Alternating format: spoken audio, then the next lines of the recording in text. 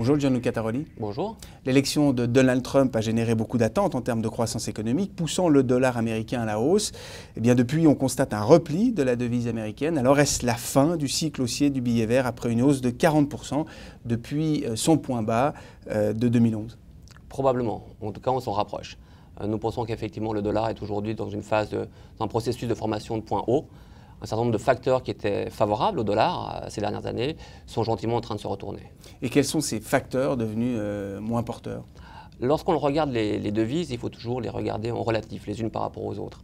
Et en ce qui concerne la croissance économique notamment, ce qu'on constate, c'est que d'un côté, nous avons une croissance américaine qui stagne sur le niveau actuel, alors que dans le reste du monde, nous avons plutôt tendance à voir les économies accélérer. Donc ça, c'est plutôt négatif pour le dollar américain. L'autre élément plutôt négatif pour le dollar américain, c'est la dépendance des États-Unis vis-à-vis de l'extérieur. Les États-Unis affichent un déficit des comptes courants important, alors qu'à l'opposé, l'Europe, par exemple, affiche un surplus de ses comptes courants. Enfin, la valorisation. La valorisation du dollar américain est aujourd'hui devenue chère après sa forte progression. Et le différentiel de taux d'intérêt qui a justifié cette survalorisation est aujourd'hui déjà un point haut, difficile qu'il aille beaucoup plus loin. Est-ce que ce changement de point de vue sur le dollar américain modifie votre politique de placement? Oui, effectivement, le dollar américain, l'évolution du dollar américain joue un rôle important sur plusieurs classes d'actifs, notamment sur les classes d'actifs émergentes. Un dollar américain qui se déprécie est plutôt favorable à ces actifs-là.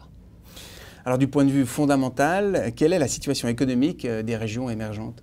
Alors, d'un point de vue de la croissance de l'activité économique, nous avons tendance à penser que la croissance de l'économie dans ces pays émergents va accélérer cette année, et notamment le différentiel de croissance par rapport aux économies émergentes va s'accroître. Ceci va être un support pour les actions de ces pays-là.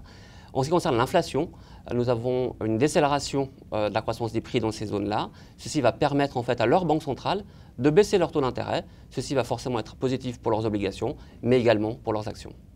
Et cette embellie a-t-elle été validée par les marchés? Et est-ce qu'il est encore temps d'acheter des actifs émergents? Alors pour le savoir, en tout cas pour tenter de le savoir, il faut regarder les valorisations du prix des actifs. En ce qui concerne les actions émergentes, elles se payent avec une décote de l'ordre de 15-20% par rapport aux actions développées, donc ça vaut la peine. En ce qui concerne les devises, nous avons également un potentiel d'appréciation de ces devises-là qui est relativement important. Et en ce qui concerne les obligations, le surplus de rendement qui nous est offert sur les obligations émergentes justifie le risque supplémentaire que l'on prend en s'y exposant. Donc au final, oui, nous considérons qu'il est toujours temps d'être exposé aux actifs émergents de manière générale. Merci beaucoup, Gianluca Taroli. Merci.